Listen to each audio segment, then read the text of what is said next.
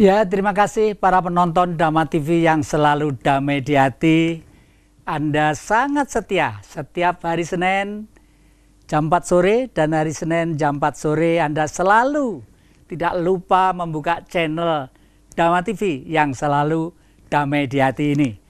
Para penonton Dhamma TV yang kami muliakan, sebagaimana sebelum kita berbincang-bincang ke sana kemari, kita panjatkan puji syukur kepada Sang Maha Pemurah, pengasih lagi penyayang, atas karunia, kebahagiaan, kesejahteraan, kedamaian, dan semua hampir terpenuhi apa yang ada dalam isi hati titahnya, baik yang kelihatan, yang tidak kelihatan, yang panas, yang dingin, yang gede, yang kecil, dan sebagainya, dan sebagainya.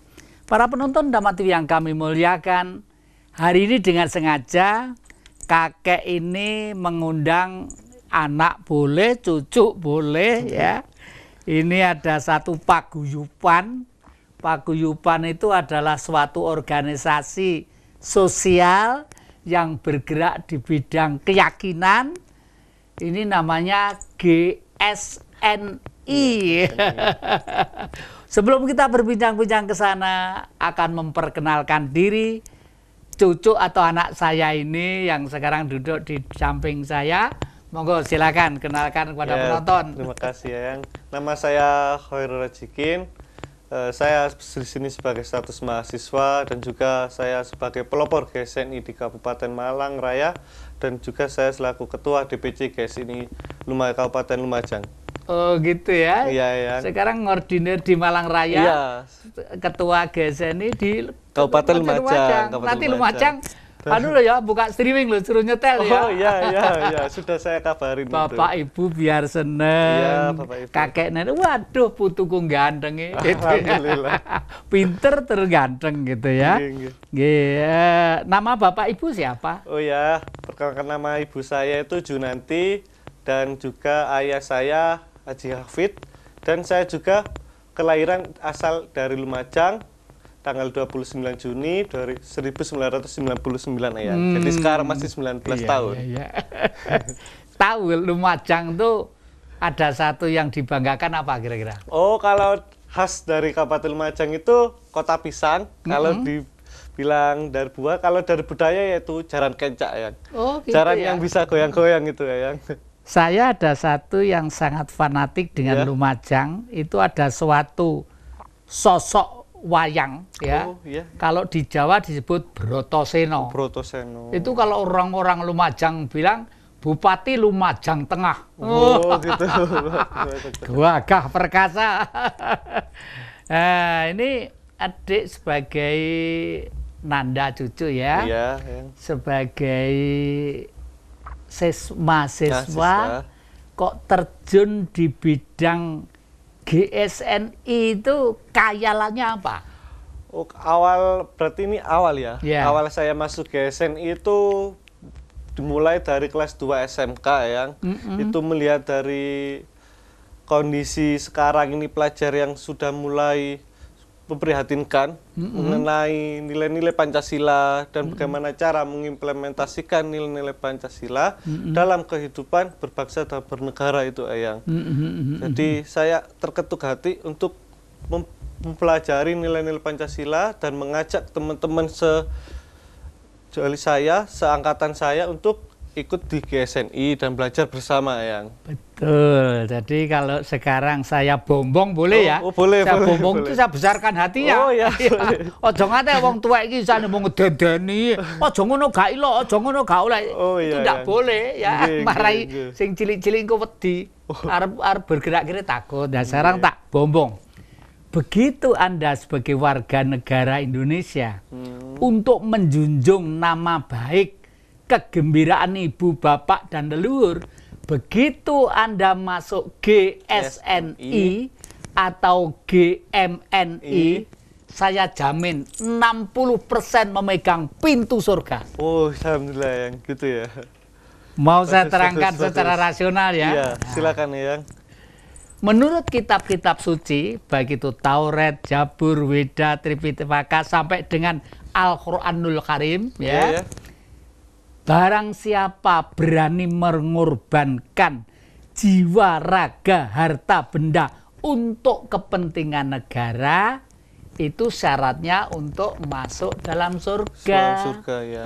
Jadi kalau seseorang hanya berjuang demi kepentingan pribadi, keluarga, atau grade leluhur, itu belum. Oleh karena itu tidak ada ceritanya seorang nabi yang tidak berkorban untuk kepentingan negara, tidak ada. Semua termasuk Nabi Muhammad Sallallahu Alaihi Wasallam berkorban untuk kepentingan negara, ya. Dan bahkan sering berkali-kali saya utarakan, beliau itu bukan orang dari Timur Tengah, orang dari sini, leluhur kita, ya. Karena apa? Yang ini pernah masuk ke Gua Hira, ya. Gua Hira itu cukup. Kesimpulannya, saya masuk cukup. Kesimpulannya orang Timur Tengah tidak cukup, karena orang Arab tuh tinggi-tinggi, dur-dur gitu, ya. Nah, kesimpulannya lalu beliau pergi ke sana tuh ngapain? Ditugaskan oleh maha gurunya dari sini untuk menyebarkan kebaikan di mana-mana. Maka dari itu istilah Allah itu orang Jawa kuno dulu tuh ada. Mantranya begini. Oro irogo iro iso ono, ari-ari iryo iro iso ono, ari-ari siji inoto wong sak donya, asoha iro re-reyo aryo nirimbi gamberanom, srigati srikandi biyongiro, Allahumma lil asih. Nah, jadi kalau kita beragama Islam harus betul-betul dalam tingkatan yang makrifat. Iya. Kelasnya wis mukmin, ya ta? Iya. Jangan mulek ya tadi wong muslim, ya ta? Kalau kita orang Nasrani juga harus menyentuh nilai-nilai sinar Kristus yang menyinari domba-domba, yang harus ngemong domba-domba, memelihara, ya, ngemong. Jadi pengemong domba itu harus mengutamakan dombanya, kan? Iya. Bagaimana supaya harimau tidak mendekat, dan lain sebagainya. Oleh karena itu bicara masalah GSNI, Gerakan Siswa Nasional Indonesia, itu kelihatannya sekarang kan mau dihidupkan lagi, ya. Iya, iya. Terus ini ada yang usul. Ini pendapat Nanda itu bagaimana, ya? Bahwa GSNI tidak harus pada fase kelas siswa tingkat sekolah menengah atas ataupun sekolah kejuruan. Iya, iya. Meskipun tua seperti kakek ini perlu jadi siswa, karena belajar tentang mencerdaskan kehidupan bangsa itu tidak akan selesainya. Kakek itu perlu belajar. Belajar apa? Belajar tentang Android, belajar tentang digitalisasi, belajar tentang era zaman yang akan datang, gitu. Nah, ini kalau GSNU tidak sekedar mantan-mantan atau mereka yang sekolah tingkat sekolah menengah atas atau SMK, orang tua-tua pun pengen melanjutkan kesiswaannya, kira-kira menurut Nanda bagaimana? Kalau mengenai, berarti ini apakah orang tua itu bisa jadi anggota GSNI gitu kan, bukan? Ya, menurut saya sebenarnya begitu. Ya, jadi tidak menyempit dalam ruang yang sempit. Iya, betul. Sebenarnya kalau masalah nilai-nilai Pancasila dan Undang-Undang Dasar Negara itu sudah tugas dari seluruh warga negara Indonesia, yang. Jadi bukan hanya sekedar pelajar, siswa dan mahasiswa itu saja. Tetapi orang-orang dan masyarakat seluruhnya itu yang tingkatan tidak melihat dari usia apapun, itu sebetulnya sudah harus memiliki kewajiban untuk mempelajari itu semua, ya. Demi keutuhan negara NKRI. Kenapa tadi kok saya usulkan itu, ya? Karena nuwun sewu, ya. Umumnya yang sepuh-sepuh itu banyak yang terlambat berpikir. Iya, itu ya. Iya, terkadang yang sepuh-sepuh itu sudah merasa, biarlah yang muda-muda, gitu kan. Padahal kan yang tua itu sama kita itu tugasnya itu. Dan merasa sudah berbuat. Iya, gitu juga. Oke, memang sudah pernah berbuat, tapi sampai di mana berbuatnya itu? Umpama menanam itu dipetik apa enggak?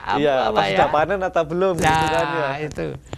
Terus adik ini sebagai anggota GSNI dan bahkan ketua GSNI pernah merenung apa enggak asal mula Pancasila itu dari nasionalisme yang bagaimana gitu?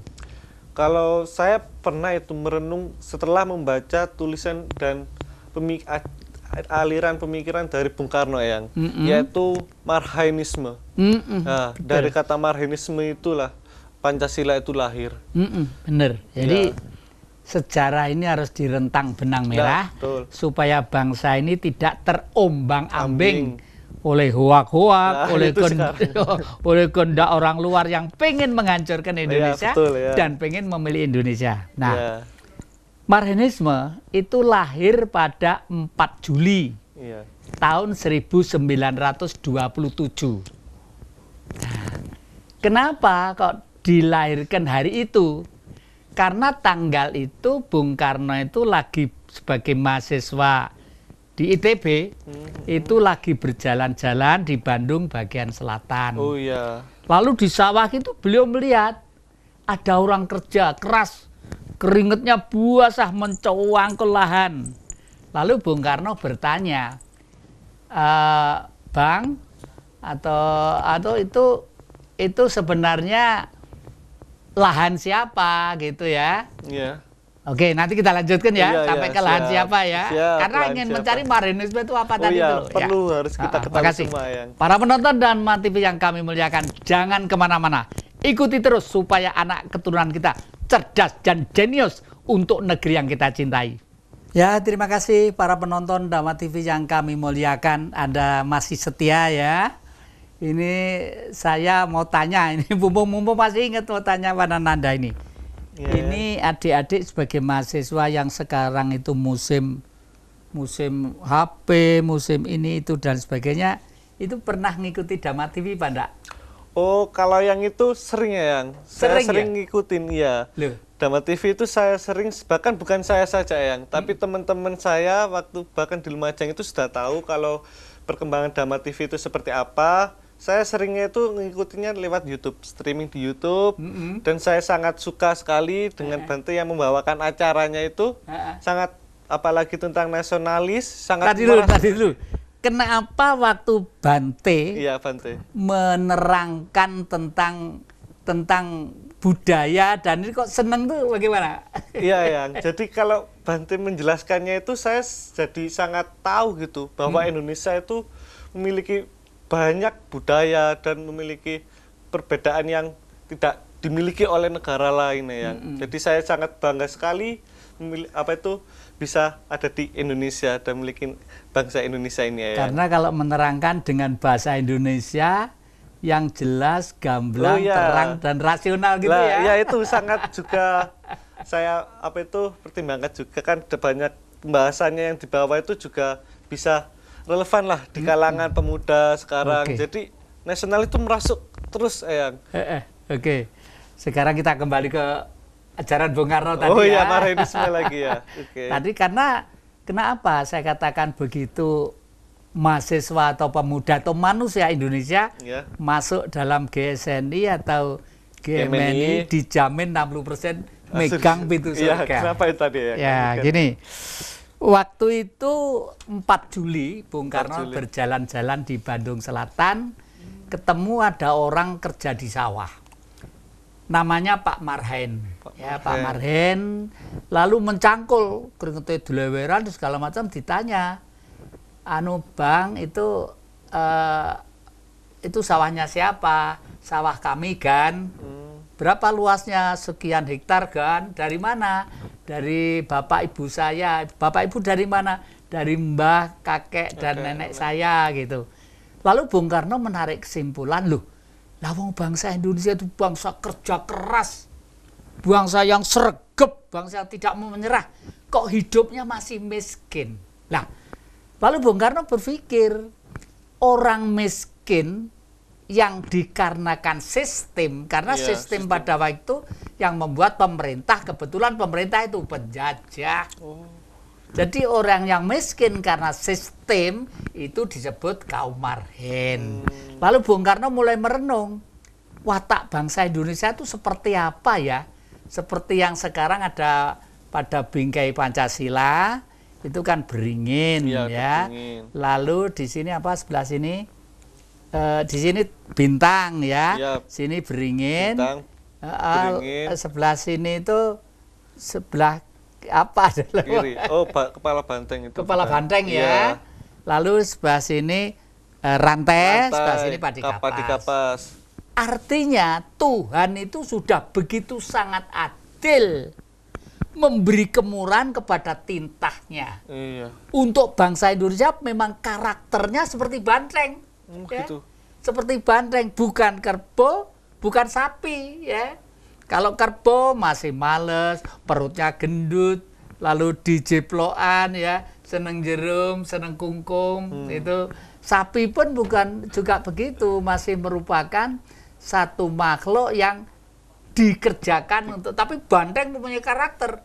Nggak ada ceritanya banteng untuk garap sawah, banteng untuk cikar atau itu nggak ada. Hidupnya teratur gitu ya, dan kompak banget.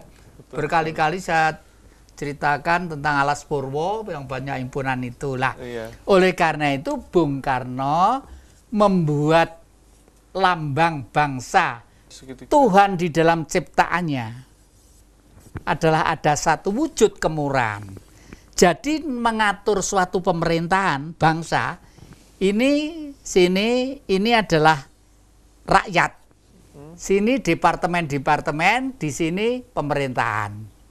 Jadi pemerintahan itu porsinya hanya segini karena jumlahnya berapa gelintir sih? Iya. Yang menjadi anggota pemerintahan itu sebagai perwakilan ya, baik itu bupati, wali kota, gubernur, MPR, DPR misalnya, kan cuma begini.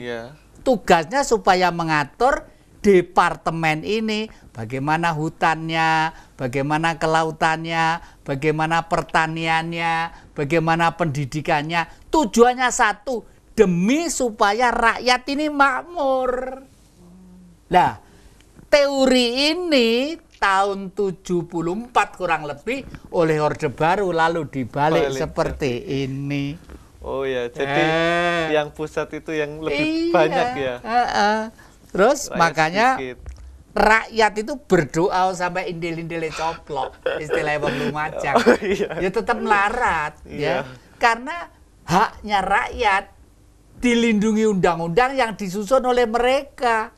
Sehingga di tingkat atas itu ini mulai tahun 74. Komposisinya lebih luas ya. Lebih luas. Dan rakyat makin kericut, semakin kecil.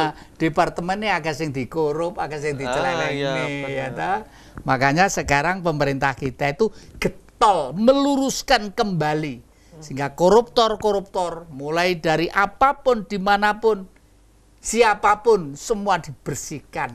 Ya, termasuk Irian Barat, kalau sekarang Papua, itu kan kekayaan Papua itu Freeport itu 1 hari bisa untuk membiayai bangsa Indonesia 1 minggu. 1 hari loh ya. Penghasilannya itu ya. Dan adik-adik harus mempunyai emosi, ambisi supaya bangsa Indonesia itu jenguk Indonesia. Melihat Borobudur, melihat Prambanan, melihat Candi Singosari, melihat manapun. Anggaran belanja negara APBN Indonesia itu yang 12% itu disumbang dari Bali. Dari Bali sana. Bali apa? Kok bisa datang ke duit? Ya kearifan lokal, budaya, kesenian dihidupkan kembali ya. Sehingga mengundang wisatawan mancanegara. Mengundang wisatawan sehingga dolar datang ke sana. Seperti itu. Maka dari itu orang Bali pun merasa senang bisa menyumbang bangsanya yang 12% APBN itu senang. Seperti itu. Nah, ini bagi Nanda ini dalam situasi seperti ini kira-kira di mata GSNI itu lambangnya bagaimana sih? Sama seperti segitiga, segi 5 coba ada kayak kembang ini ya. Kembangnya putih ya gitu. Terus tengahnya ada bintang putih dan tengahnya lagi ada banteng sama seperti. Banteng itu lambang karakter bangsa. Iya, karakter itu, karakter bangsa. Guyup, rukun, gagah, berani, tapi jujur. Nah, ya. iya. Apa, Eling? Ya apa? Guyup, rukun, berani, gagah, tapi jujur. Jujurnya harus, ya. Harus, itu yang penting. Karena tidak ada ceritanya hewan satu itu memangsa yang lainnya. Cuman kalau sudah tua, ya, sadar, kayak manusia loh itu. Kalau sudah tua tidak bisa memberi keturunan, lalu malu kalau makan rumput terus haknya cucu-cucunya malu. Oh, iya. Jadi lalu pergi istilahnya mokso, mencari jalan kematian yang sempurna. Nah, kakek itu coba-coba tiru-tiru ke situ. Makanya lalu membuat pedepokan di Singosari. Di Singosari itu saya peruntukkan untuk menyebarkan Pancasila nasional dan internasional. Dan pesan saya kepada Nanda, jangan puas belajar tentang ajaran Bung Karno. Bukunya Bung Karno yang pernah diterbitkan tuh tahu berapa judul? 600 judul.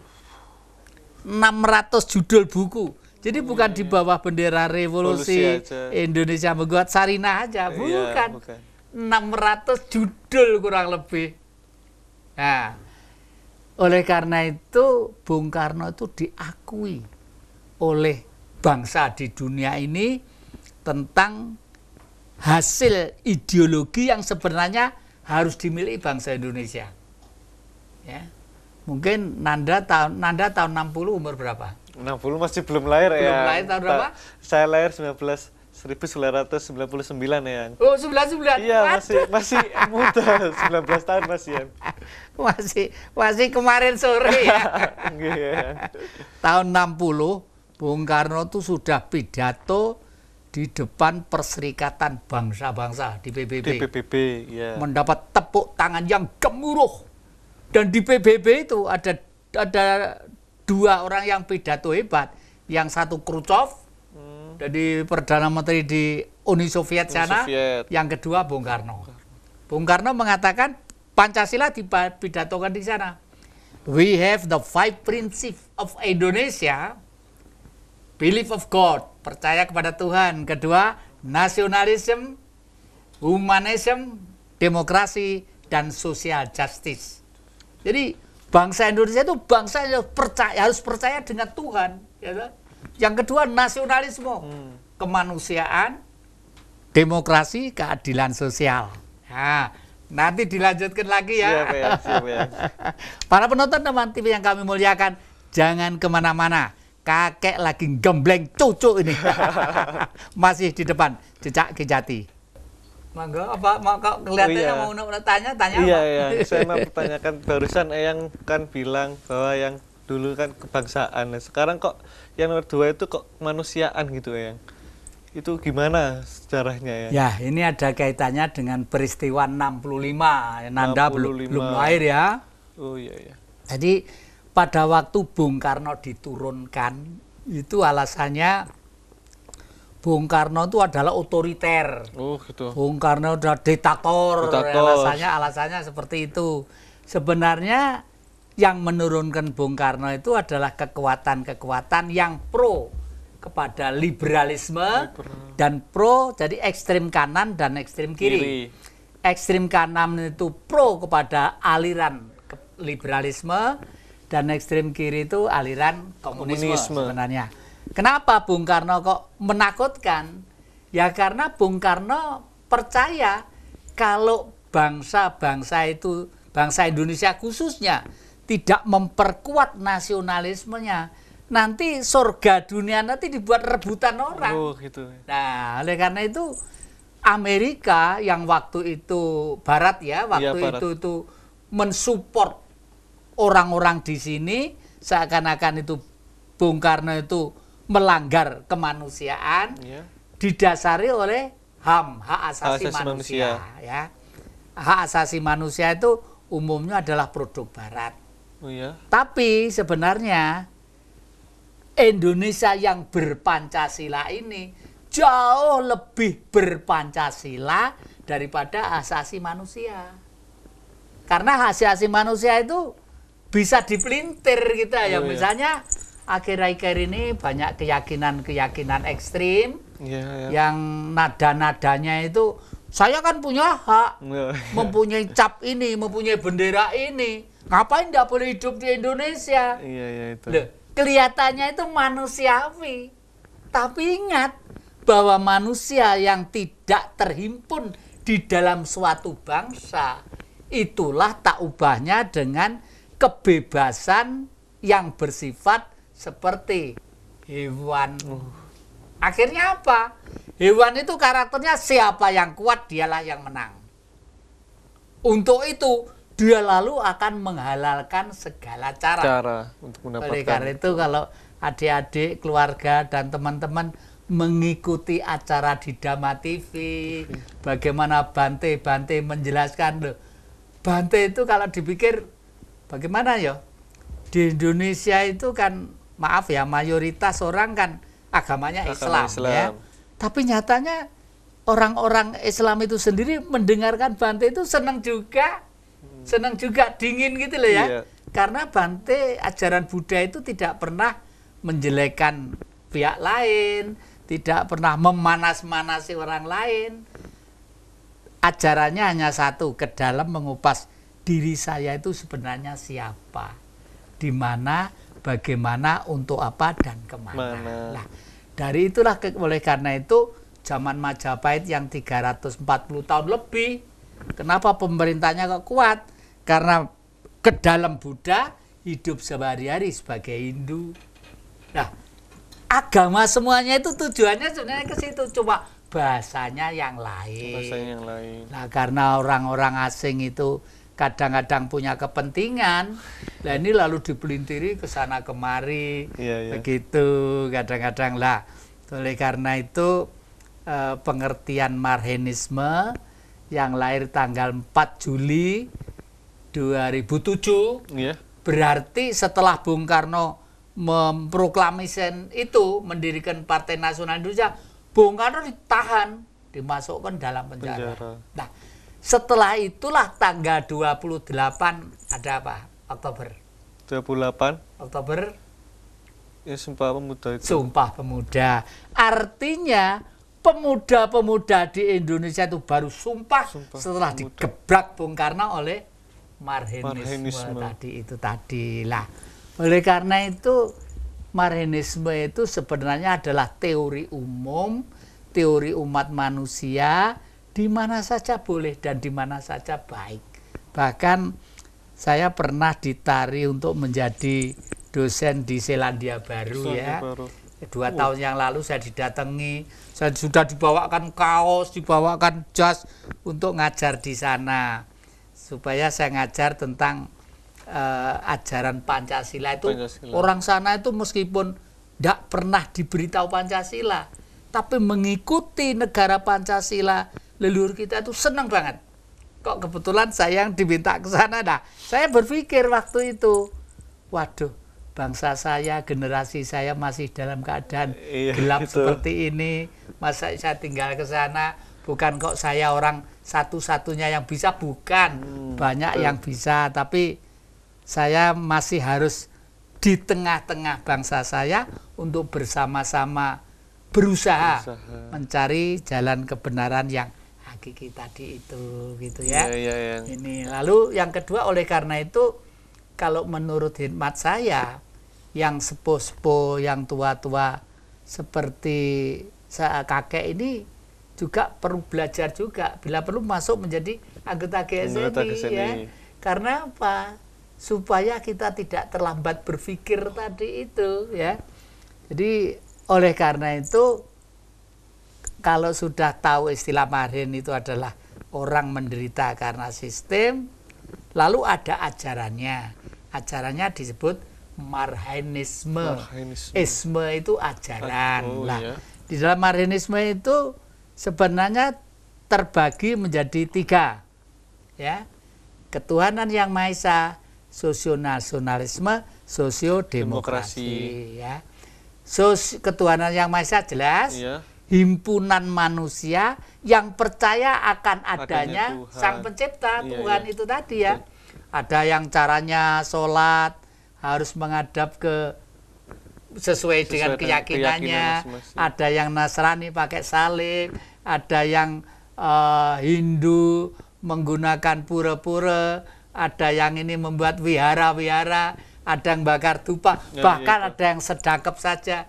Semua itu sah-sah saja karena kapasitas kemampuan untuk menjangkau kepada nilai ketuhanan tadi itu manusia tidak bisa dipaksakan.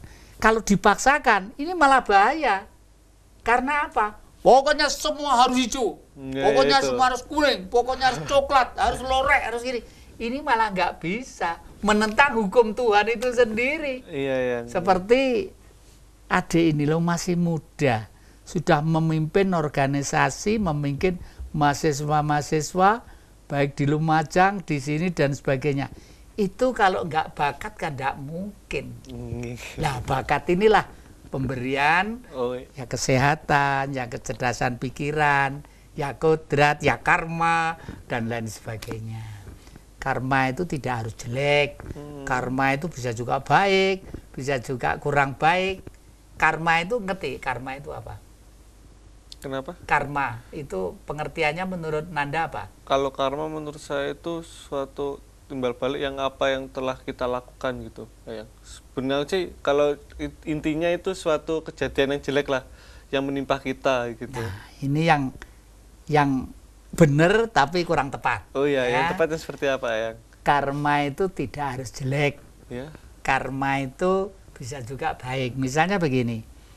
Pada waktu seseorang ya berusaha untuk saya lebih baik kerja keras menderita sekarang supaya nanti terakhir bahagia.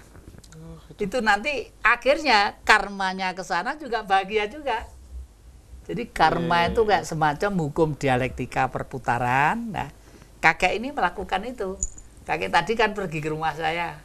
Saya pengen komentar yang jujur. Pada waktu masuk ke rumah kakek, apa perasaan yang jujur? Kalau jelek bilang jelek, kalau apa? Saya pertama kan baru kali ini saya ke rumah Eyang dan bertemu langsung dengan Eyang. Di situ saya langsung berpikiran bahwa Eyang itu seorang yang memiliki keyakinan tentang apa ya? Budaya-budaya yang kental gitu, Eyang. Jadi kayak wow, rumah kediaman seperti ini kok masih ada gitu loh. Dengan dengan barang-barang yang antik, unik kan gitu kan tidak semua rumah memiliki seperti itu, Eyang. Jadi saya kesannya itu sangat bagus lah gitu. Apalagi kalau misalkan pelajar, pemuda seperti saya main-main ke rumah Eyang itu sangat banyak sekali mendapatkan ilmu. Syukurlah kalau begitu gitu, berarti saya tidak mubadir ya. Oh, tidak, Eyang, tidak.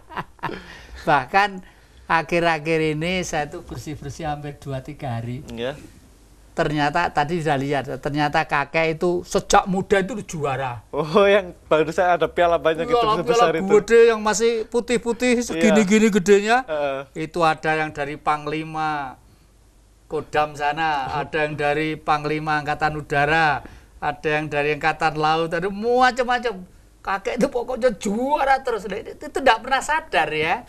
Karena pada waktu itu hidup bagi saya itu satu kali. Kalau prestasi tidak pernah dijangkau, ya sudah, masa tuanya itu tinggal garek ngelokro gitu loh ya.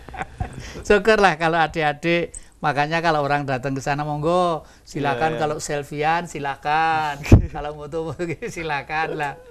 Kakek ini kuat lapar ya, kuat lapar bagi saya.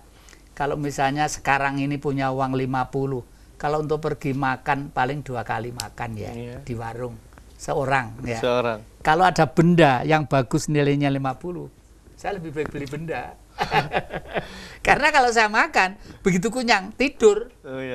Sebentar lagi lapar lagi ya. Tapi kalau punya benda-benda karya seni itu nilainya mahal loh ya. Karya seni itulah seperti tongkat ini. Pada waktu keluarga Bung Karno sudah rumahnya sana itu dijual, dibeli kota Blitar ya. Saya kan juga termasuk keluarga ya. Saya ambil apa? Ambil tongkat punya bapaknya Bung Karno, Eyang Sosro. Bagi saya ini tongkat ini udah mengingatkan kepada saya bahwa ini adalah tongkat yang pernah dimiliki, pada seseorang yang pernah membesarkan manusia yang kelasnya dunia. Terus saya oncai sendiri, ini ada kelintingnya 3. Loh kok 3? Marinisme. Oh iya, betul. 3 poin itu. Ini ada gambarnya bintang lah, ini biasanya punya bedande gini. Ini kayunya kayu apa enggak tahu. Pokoknya seneng lah. Ini puas, inilah keuntungannya seseorang. Jadi adik-adik juga begitu. Saya sarankan ya untuk memelihara dengan baik. Nah, para penonton Dhamma TV yang kami muliakan, memang memberi saran, memberi petuah, membimbing kepada generasi muda harus telaten dan sabar. Jangan kemana-mana, masih kita lanjutkan lagi. Ya, terima kasih para penonton Dhamma TV yang selalu damai di hati. Anda masih setia di depan Jejak Jati. Ini kelihatannya kan ada unek-unek. Iya, ada pertanyaan ini yang sangat mengganjal sekali. Saya pernah baca itu sejarah GSN itu lahir 2 Januari 1969, artinya 60 tahun sekarang. Lah, pada masa itu apakah Eyang pernah bergabung dalam organisasi GSNI, Eyang? Ya, saya secara jujur meskipun sejak kecil itu di keluarga Bung Karno, ya, saya itu tidak pernah tertarik dalam dunia politik. Oh, ya, gitu. Karena pada waktu itu GSNI itu di bawah naungan Underbo. Underbo itu naungan partai yang namanya Partai Nasional Indonesia. PNI itu tadi ya, yang PNI ya. Itu tetapi pada waktu tahun 63 saya kebetulan itu saya sekolah di Semea Kosgoro di Blitar, Semea sore ya. Karena saya tidak mampu sekolah umum ya. Kebetulan saya punya otak itu ada jongkok juga ya, agak bodoh ya. Jadi saya sekolah sore swasta gitu. Terus guru-guru pada waktu itu banyak yang kiri, alirannya aliran kiri. Berarti komunis tadi itu. Pro komunis waktu itu ya. Komunis. Akhirnya saya mau pulang itu menjenguk guru rapat. Iya. Guru-guru nggak pulang ngapain pada rapat. Nah, di dalam guru rapat itu dikatakan, saya mendengarkan di lubang kantor guru gitu loh. Jadi komunis itu adalah internasional. Sedang Pancasila itu nasional saja. Nasional saja banyak yang tidak mengikuti. Jadi komunis harus besar di Indonesia ini. Itu pada waktu asal mula masuk GSNI loh itu. Oh, ya. Jadi pada waktu itu udah saya tidak pulang, teman-teman saya ajak rapat di tengah sawah. Ayo kita usir guru-guru dari negeri ini supaya dia gitu. Udah rame. Jadi anak-anak dulu nakalnya itu bukan nakal karena pengen gelut, enggak. Sekarang kan nakalnya sudah nakal politik gitu loh. Nakal politik itu artinya siapa saja yang tidak senang dengan Pancasila tidak perlu hidup di Indonesia. Oh, iya, benar. Bangun negara ini tidak gampang kok ya toh. Udah itu sampai rame tawuran macam-macam berbulan-bulan. Tapi justru itulah saya mulai sadar bahwa himpunan yang baik. Jadi kalau istilah Buddha itu adalah begini. Angan-angan yang benar, pikiran benar, tutur kata benar, bergaul benar. Lah, bergaul benar inilah berorganisasi. Maka dari itu tadi saya katakan, begitu orang atau seseorang masuk di dalam GSNI atau GMNI, 60% menyentuh surga. Karena cinta kepada bangsa. Dan siapa lagi yang mencinta kalau tidak kita? Iya, betul. Ya. Kalau orang lain mesti tanda tanya dulu lah. Saya itu penganut Buddha terus terang aja yang fanatik banget. Meskipun KTP itu masih tetap Islam. Ya nggak masalah. Kalau saya baca Al-Quran itu sebenarnya tujuannya juga sama. Ke sana ya. Alkitab pun sama ke sana tujuannya. Cuma bahasa dan teknis syariatnya yang berbeda-beda. Nah itu. Jadi saya masuk GSN ini sejak itulah saya menjadi ketua sekretaris GSNI. Ketuanya Putri kalau nggak salah waktu itu Mbak Nuni, sekarang Bu Nuni ada di Surabaya. Itu ketua GSN-nya. Saya kalau nggak salah ketua 1 atau sekretaris lupa saya ya, itu. Itu terus berkembang terus sampai akhirnya ada peristiwa 65. Nah, ya itu ya. Ada peristiwa 65 itu sekolahan saya itu dinegrikan. Karena jasanya tadi itu, jasa bahwa memelopori pembersihan orang-orang kiri dari Republik ini. Dinegrikan lalu mendapat gedung di Sanan Kulon Blitar. Jadi akhirnya saya keturutan menjadi sekolah lulusan Semea Negeri. Semea Negeri yang sebelumnya swasta gitu ya. Lalu ibu bapak saya, Bu Hardoyo, memasukkan saya sekolah ekonomi di Unibro. Gitu. Hanya sampai sarjana muda. Dulu istilahnya BSc, Bachelor of Arts, itu katanya begitu ya. Itu sampai BSc saja, tapi saya nggak puas karena saya sejak kecil memang hidup di tengah-tengah orang politik. Saya akhirnya belajar ilmu politik sampai selesai di Universitas Waskita Dharma di sini ya. Jadi itulah, tapi belum puas juga. Iya. Saya itu belajar aja meskipun tua. Sekarang pun masih belajar terus. Akhirnya saya mencoba untuk menempuh spiritualisme di Kelungkung, di Bali, diuji secara terbuka di alun-alun gitu oleh Bante-Bante tentang merasionalkan istilah yang widiwase gitu. atau Tuhan itu sendiri. Nah, inilah jadi ini yang sekarang saya yang geluti. Bahkan sekarang saya ada seorang yang dari Uruguay ya, dari Anu juga banyak belajar ke sini. Kemarin sudah saja siaran di sini berkali-kali gitu ya. Maksud saya juga harus kita kembangkan. Nah, ini ada kesan-kesan terakhir apa? Harapan GSNI terhadap masyarakat atau terhadap teman-temannya tentang itu. Iya.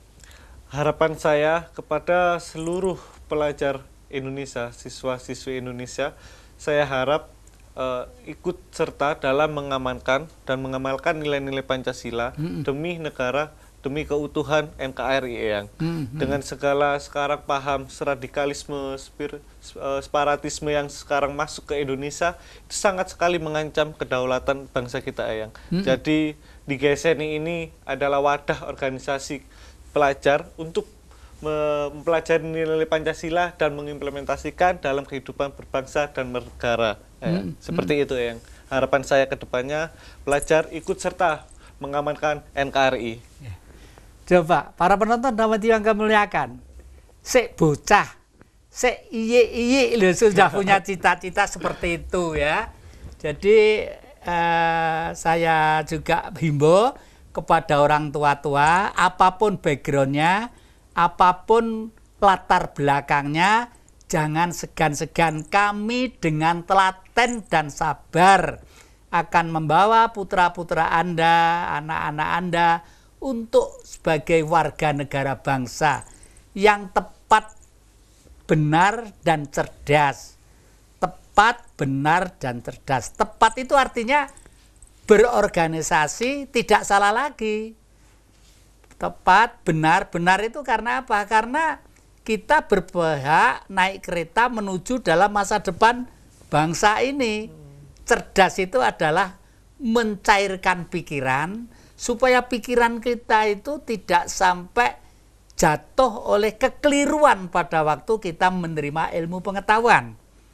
Padahal ilmu pengetahuan sekarang ini banyak yang dimasuki atau disusupi suatu teknologi yang kelihatannya benar, tapi mungkin itu juga bisa juga salah. Nah, para penonton Dhamma TV yang kami muliakan, memang hidup ini hidup ini bervariatif sekali.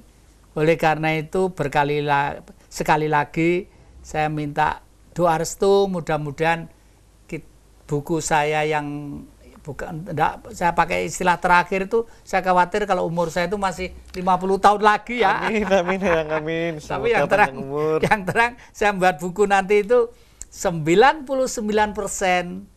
manusia di dunia gagal paham tentang Tuhan. Saya ulangi ya, mohon maaf loh ya. Kalau nanti pengen japri, monggo. Saya senang jagongan, saya senang kumpul-kumpul. saya senang diskusi. Yang penting tidak menang-menangan, tidak debat kusir, tapi misi kita sebagai manusia berjalan sebagaimana seharusnya. Kenapa kok judul itu 99% manusia gagal paham tentang Tuhan? Ya karena bumi ini bentuk kemurahan yang diberikan kepada kita tidak semakin kuat, tidak semakin indah, tidak semakin hijau royo-royo sebagaimana yang kita butuhkan, tapi nyatanya semakin rusak, dan semakin rusak. Bahkan jangan terkejut kalau akhir-akhir ini di daerah-daerah tertentu banyak tanah yang tahu-tahu nyembul keluar di Sulawesi Selatan misalnya, di daerah-daerah yang lain. Tapi tetap bahwa kita harus menjadi pelopor, menjadi master, menjadi contoh, menjadi keteladanan. Dan untuk itu nyambung kepada permintaan-permintaan grup di WA ya, akhir-akhir ini Nanda ini ngikuti Pandak, saya nggak tahu bagaimana yang untuk bertahan dari kondisi situasi alam yang seperti ini. Itu kuncinya hanya satu, nolkan diri kita. Kira-kira istilah nolkan diri kita Nanda ini paham ada? Belum ya. Tolong jelaskan dulu biar kita pemuda itu lebih paham ya. Nah ini ya, bagus. Menolkan. Sebenarnya untuk memahami Tuhan itu semakin cepat tahu semakin bagus. Kalau sudah itu tinggal mewujudkan kemurahan Tuhan itu untuk apa, bagaimana, kemana, di mana, itu ya. Nol itu artinya zero. Zero itu adalah Tuhan itu sendiri. Waktu kita bicara Tuhan, itu sebenarnya itu yang bicara itu manusia. Manusia yang sadar akan hidup ini diciptakan oleh Sang Maha Hidup, baru sadar, lalu membuat istilah namanya Tuhan. Orang Barat membuat namanya God. Orang lain mungkin bahasanya masing-masing. Iya. Tapi intinya satu lah. Nol itu adalah ini zero. Ya. Artinya jujur, titik rentang lurus, dempet tapi jarak sama. Akhirnya menjadi nol. Karena hidup kodenya mesti seperti lampu, plus dan minus. Karena hidup, kalau plus saja tidak bisa hidup, minus saja juga tidak hidup. Nah, plus itu bahasa Hindu disebut angkasa atau siwa. Makanya siwa itu mesti catnya biru, soalnya kayak langit. Gitu. Iya. Lalu minus itu bumi. Jadi manusia itu bicara harus mengetahui tentang bumi dan langit. Itu baru. Tapi kalau itu sudah harus mengendalikan diri, tenang, lupa semuanya. Jadi kurang lebih itu. Nanti kalau kurang jelas, adik-adik ngumpul di depan saya ya. Siap Eyang. Ya, para penonton Nova TV yang kami muliakan, senang sekali bisa berbincang-bincang dengan cucu ini. Mudah-mudahan bisa berkembang, berlanjut, dan mudah-mudahan Gerakan Siswa Nasional Indonesia berkembang terus menjadi kader-kader bangsa yang cinta kepada tanah air. Saya ingatkanlah lagi, jangan lupa kita ketemu setiap hari Kamis jam 4 sore dan biasanya diulangi hari Senin jam 4 sore juga. Sudah barang tentu di depan Dama TV yang selalu damai di hati. Rahayu.